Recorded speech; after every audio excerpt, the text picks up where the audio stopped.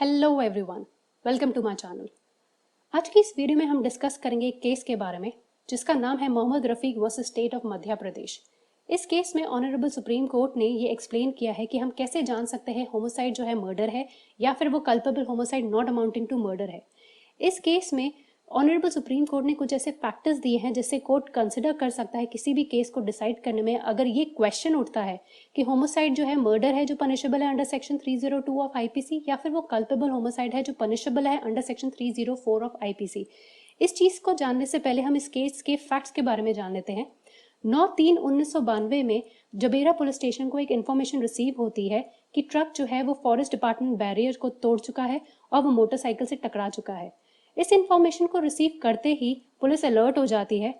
जिसकी वजह से सब इंस्पेक्टर डीके तिवारी जो है अपने दूसरे ऑफिसर्स के साथ एक मेन रोड पे पहुंचता है जहां पे ट्रक जो है पहुंचने वाला होता है। ट्रक के पहुंचते ही जो सब इंस्पेक्टर तिवारी था जिसने आदेश दिया था ट्रक को रोकने का, एपिलेंट जो है, जो ड्राइवर है, जो एक्यूज्ड है, जो उस ट्रक को चला रहा था, उसने ब्रेक सप्लाई करने के बजाय उस ट्रक की स्पीड को बढ़ा दिया, जिसकी वजह से सब इंस्पेक्टर तिवारी जो है वो ट्रक की लेफ्ट साइड से ट्रक पे चढ़ गए।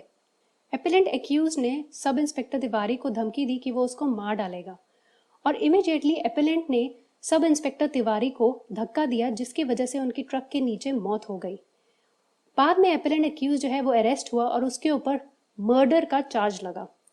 ट्रायल कोर्ट ने इन सारे एविडेंसेस को, सारे मटेरियल्स को मद्देनजर रखते हुए एपिलेंट को कन्विक्ट करार किया और उम्र भर कैद की सजा दी। और जब ये केस हाई कोर्ट में पहुंचा तो हाई कोर्ट ने सेक्शन 302 ऑफ आईपीसी के तहत एपिलेंट को कन्विक्ट करार किया और उम्र कैद की सजा दी। और जब ये केस सुप्रीम कोर्ट में पहुंचा तब एडवोकेट जो है एपिलेंट के बिहाफ पे ये आर्ग्यू करता है कि जो प्रोसिक्यूशन का वर्जन है कि डिजीज जो है ट्रक के लेफ्ट साइड से ट्रक के ऊपर चढ़ा और एपिलेंट ने उसको धक्का दिया, वो पॉसिबल ही नहीं हो सकता, क्योंकि अगर एक हाथ से वो गाड़ी चला रहा है और दूसरे हाथ से वो धक्का देता है तो वो उतनी फोर्स से वो धक्का नहीं दे सकता कि डिजीज जो है वो ट्रक से गिर के वो ट्रक के नीचे आके मर जाए, उसकी मौत हो जाए ट्रक के नीचे आके। लर्नेड काउंसिल ने ये भी पॉइंटेड आउट किया कि जो 4 विटनेस थे जिन्होंने इस इंसिडेंट को होते हुए देखा है अपनी आंखों से, वो 4 डिफरेंट पोजीशन पे खड़े थे, 4 डिफरेंट प्लेसेस पे खड़े थे, लेकिन चारों ने यही सेम बात कही है कि ये जो इंसिडेंट हुआ है वो अंधेरे में हुआ है। तो ऐसे सर्कमस्टांसेस में लाइट जो है वो बहुत इंपॉर्टेंट रोल प्ले करती है कि उस एरिया में लाइट कितनी थी और कितनी डिस्टेंस से विटनेस ने इस इंसिडेंट को होते हुए देखा है। ये चीज़ें बहुत ज़्यादा क्रूशल होती है केसेस में, लेकिन दोनों कोर्ट्स ने, ट्रायल कोर्ट ने भी और हाई कोर्ट ने भी इन सारे फीचर्स को इग्नोर किया और एपिलेंट को मर्डर के लिए गिल्टी करार किया। लर्नेड काउंसिल ने ये भी सबमिट किया कि कोई भी मटेरियल ऑन रिकॉर्ड है ही नहीं जो ये बता सके कि एक्यूज्ड का मोटिव था डिजीज को मारने का। उसने ये भी हाईलाइट किया कि एक तो डिजीज जो था वो यूनिफॉर्म में तो था नहीं, वो प्लेन क्लोथ्स में था और उसके जो एफर्ट्स थे ट्रक के ऊपर चढ़ने के, वो एपिलेंट ने उस एफर्ट्स का विरोध किया, जबकि वो जानता भी नहीं था कि वो जो डिजीज है वो एक पब्लिक सर्वेंट है।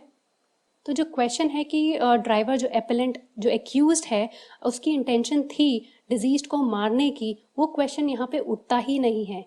और प्रोसिक्यूशन ने ये आर्ग्यू किया कि दोनों कोर्ट्स ने, ट्रायल कोर्ट ने और हाई कोर्ट ने, सारे एविडेंस को मद्देनजर रखते हुए ये कंक्लूड किया है कि एपेलेंट जो है वो उसने जानबूझ के डिजीज को धक्का दिया है, जिसकी वजह से वो ट्रक के नीचे आके उसकी मौत हो गई है। और एपेलेंट ने धमकी भी दी थी डिजीज को कि वो उसको मार डालेगा अगर वो ट्रक की मूवमेंट में कोई भी इंटरफेरेंस करता है, और उसने कोल्ड ब्लडेड मैनर में डिजीज को धक्का दिया और जानबूझ के उसके ऊपर ट्रक चढ़ा दिया। और ये सारी चीज़ें मेडिकल एविडेंस से भी पता चलती है कि डिजीज की बॉडी में मल्टीपल इंजरीज हुई है, जिससे ये एस्टैब्लिश हो सकता है कि एपिलेंट जो है, जो एक्यूज्ड है, उसकी इंटेंशन थी डिजीज को मारने की बियॉन्ड द रीजनेबल डाउट।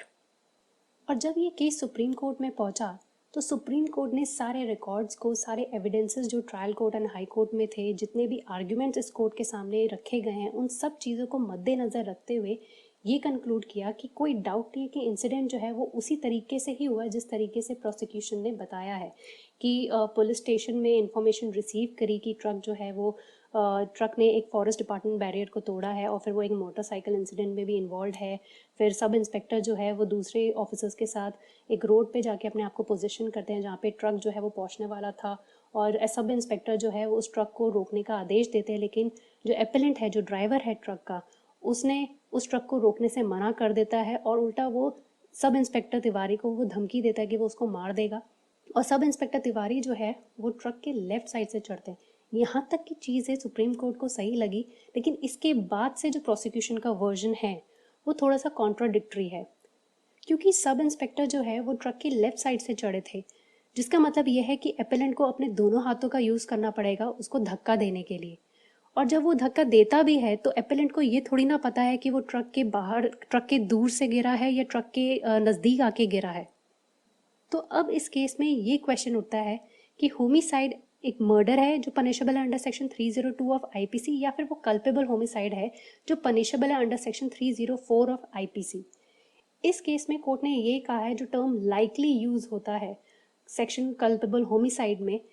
वो हाईलाइट करता है अनसर्टिनिटी के एलिमेंट को। मतलब कि अगर एक्यूज का एक्ट जो है उसके उस एक्ट की वजह से वो पर्सन मरेगा या नहीं मरेगा उसकी श्योरिटी नहीं होती है, लेकिन सेक्शन 300 आईपीसी जो है वो डिफाइन करता है मर्डर को, और उसमें टर्म लाइकली होता ही नहीं है। इसका मतलब ये है कि एम्बिग्विटी जो होती है उस सेक्शन में एब्सेंट होती है एक्यूज्ड के बिहाफ में। मतलब अगर एक्यूज्ड कोई एक्ट करता है तो उसको श्योरिटी होती है कि अगर वो ये एक्ट करेगा और उस एक्ट की वजह से उस इंसान की डेथ होगी ही। ऐसे केसेस में कोर्ट के लिए डिफिकल्ट हो जाता है डिस्टिंग्विश करना कि कल्पेबल होमिसाइड है या फिर वो मर्डर है, क्योंकि दोनों केसेस में डेथ इन्वॉल्व होती है। बट इसमें एक सब्टल डिस्टिंक्शन होता है जो इंटेंशन और नॉलेज को लेके होता है, क्योंकि दोनों में ये क्राइम्स में ये इंटेंशन और नॉलेज इन्वॉल्व होती है। तो ये जो डिफरेंस है वो एक्यूज्ड की एक्ट की डिग्री पे डिपेंड करता है। मतलब एक्यूज्ड का एक्ट कितनी इंटेंसिटी से हुआ है उस पर डिपेंड करता है ये डिफरेंस। तो इस केस में सुप्रीम कोर्ट ने state of Andhra Pradesh versus Rayavarappu Punnayya and others का केस रेफर किया,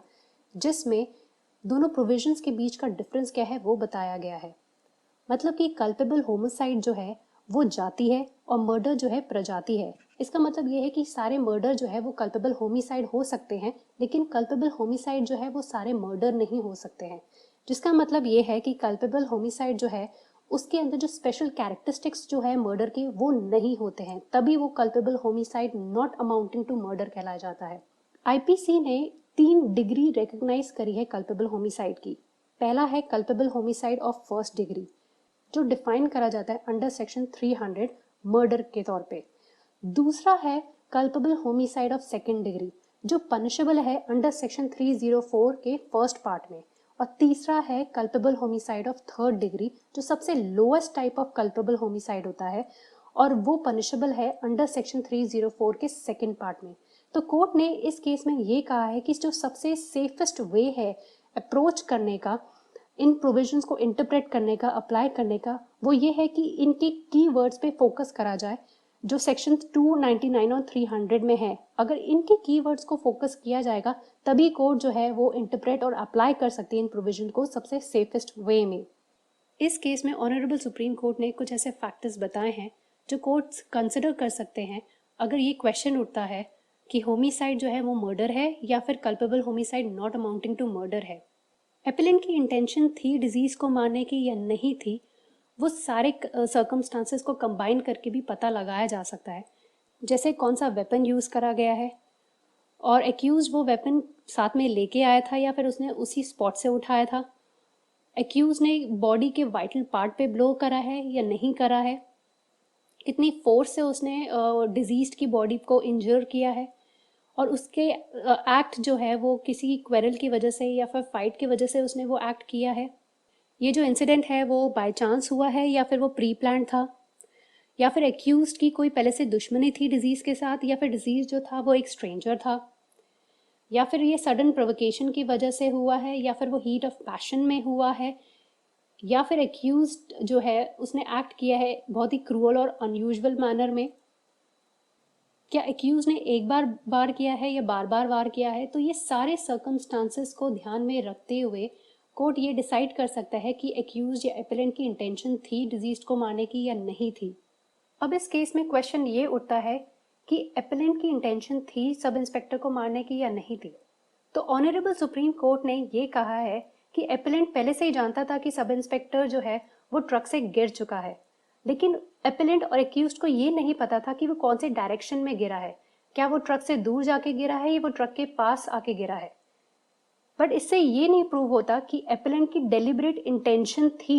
डिजीज्ड के ऊपर ट्रक चढ़ाने की, लेकिन वो ये जरूर जानता था कि वो ट्रक से गिर चुका है। तो इन सारे सर्कमस्टांसेस से ये पता चलता है कि एपेलेंट की इंटेंशन तो थी डिजीज्ड को बॉडीली हार्म करने की, बॉडीली इंजरी देने की, जिसकी वजह से सब इंस्पेक्टर की डेथ हो गई है। तो ये सारे एसेंशियल एलिमेंट्स जो है ये बताते हैं कि